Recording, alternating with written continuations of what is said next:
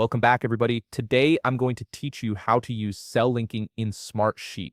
This feature is incredibly useful because it allows you to connect data between different sheets, keeping your information synchronized across multiple projects without manual updates. To get started, open your browser and navigate to smartsheet.com. Once you're there, go ahead and log into your account using your credentials. This will bring you to your Smartsheet homepage where you can see all your recent projects and sheets. Now that you're on the homepage, take a moment to browse through your available sheets and locate the one where you want to implement cell linking. This could be any sheet where you need to reference data from another location. Click on that sheet to open it up. Here's where it gets interesting because Smartsheet gives you two different methods to create cell links, and you can choose whichever feels more natural to you. The first method is to select the specific cell you want to link, then look up at the Builder toolbar at the top of your screen. You'll see a link icon there.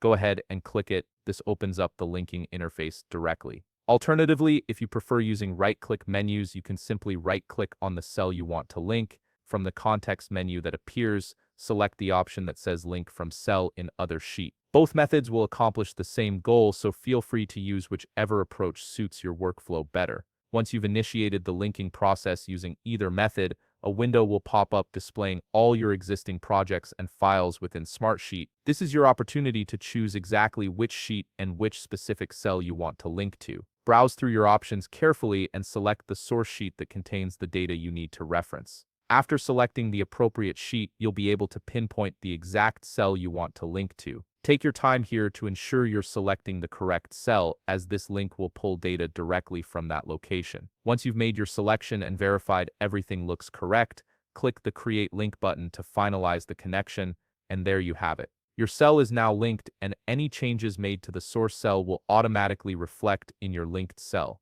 That's how you use cell linking in Smartsheet to keep your data connected and up to date across multiple sheets. If you found this video helpful, please leave a like, subscribe, and see you in the next video.